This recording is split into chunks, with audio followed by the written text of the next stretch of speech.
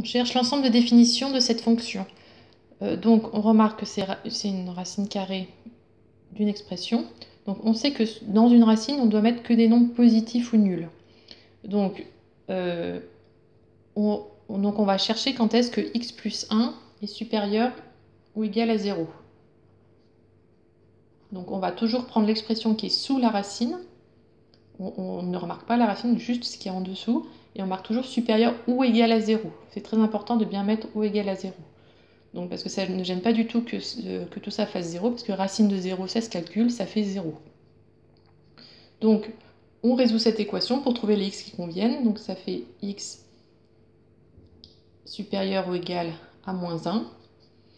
Donc, du coup, on écrit ça sous forme d'un intervalle. Donc, l'ensemble de définition de la fonction f1, c'est l'intervalle donc supérieur ou égal à moins 1. Donc, ça fait de moins 1 à plus l'infini.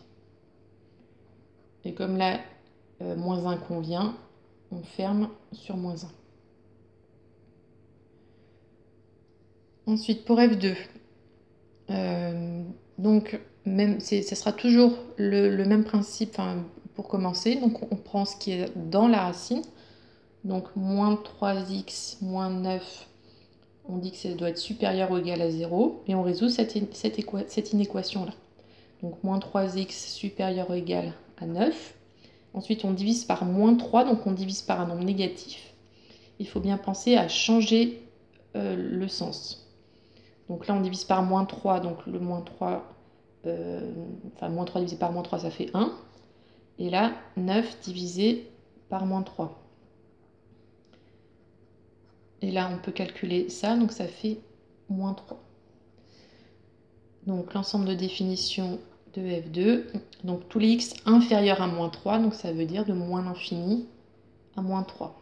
Et on ferme en moins 3, puisque on garde moins 3, puisque c'est x inférieur ou égal à moins 3.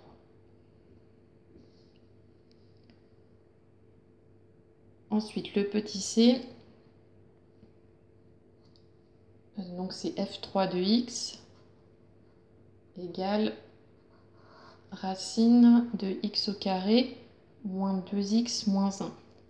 Donc on doit voir ce qui est sous la racine qui est supérieur ou égal à 0.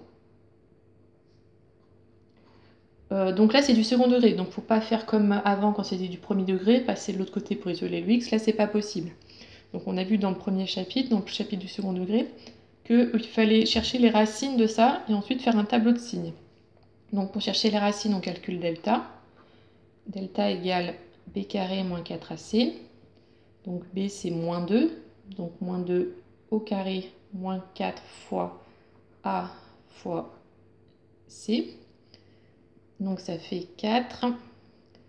Il y a 2 moins, donc plus. Et 4 fois 1 fois 1, 4.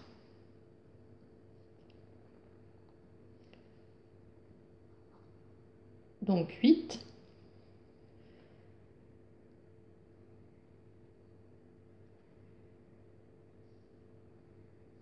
Donc on a x1 égale moins b moins racine de delta sur 2a. Et x2 égale moins b plus racine de delta sur 2a. Donc moins b, donc 2, moins racine de 8 sur 2. 2 fois 1, 2. Et moins b, donc 2, plus racine de 8 sur 2.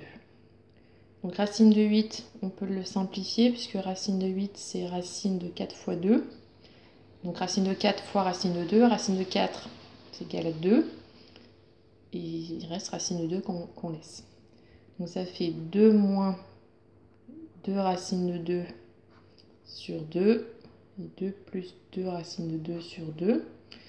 Ensuite, je mets 2 en facteur, donc ça fait 1 moins racine de 2 sur 2. Et donc je simplifie par 2. Donc j'obtiens les deux racines qui sont 1 moins racine de 2 et 1 plus racine de 2. Donc ensuite, je fais le tableau de signes. Donc 1 moins racine de 2 est plus petit que 1 plus racine de 2. Donc ce sont les deux racines. Là, c'est le signe de x au carré moins 2x moins 1. Donc c'est le signe de a à l'extérieur des racines. A est positif, donc c'est positif à l'extérieur des racines. Donc nous, on voulait que ça soit supérieur ou égal à 0. Donc l'ensemble de définition, ça va être ça, plus avec les zéros.